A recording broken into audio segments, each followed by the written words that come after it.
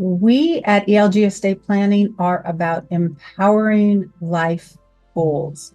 We want to make sure that our clients, and then through education, people are aware of what they can do to empower their life goals.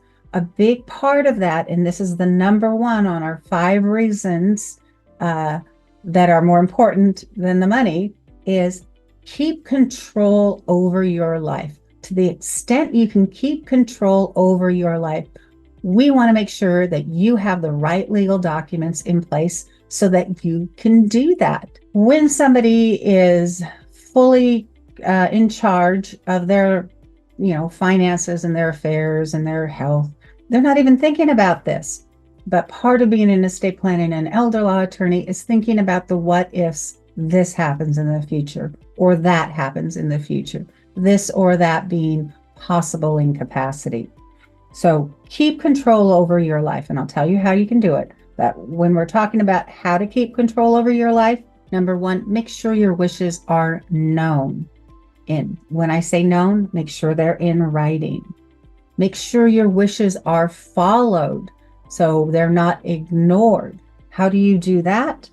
You do it through the clear written instructions in your legal documents we're going to be talking about, and through appointing someone that you trust. This is the key to not just having your wishes in writing, but appoint somebody that you trust with your money and your life.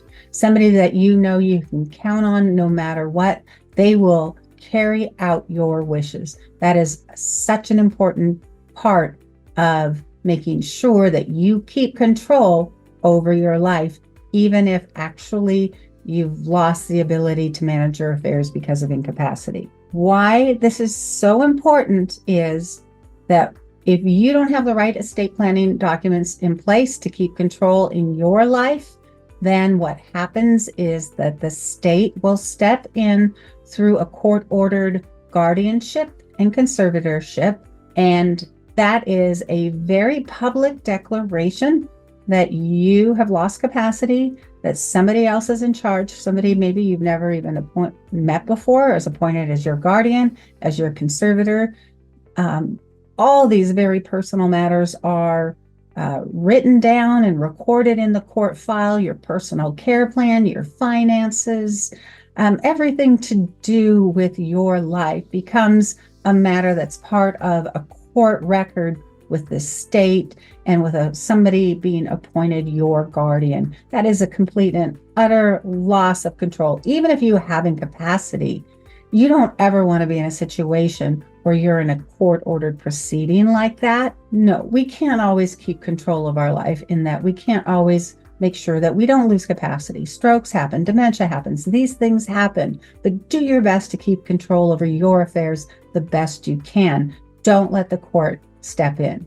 How do you accomplish that control? How do you maintain as much control as you can in your life? Through the living documents that are part of your estate plan. Those living documents are your durable powers of attorney for finances and for health. It's in those documents where you say what authority are you giving to this trusted individual that you are appointing to be your voice and to carry out your financial and your personal healthcare affairs. The person that you're appointing is called your attorney in fact. Sometimes they're called an agent, and sometimes they're called a healthcare agent. In slang, people call this person my POA. They're not your power. They're appointed under your durable power of attorney. Calling them your POA is just fine. It clearly communicates this is the person who will be my voice if I can't speak for myself.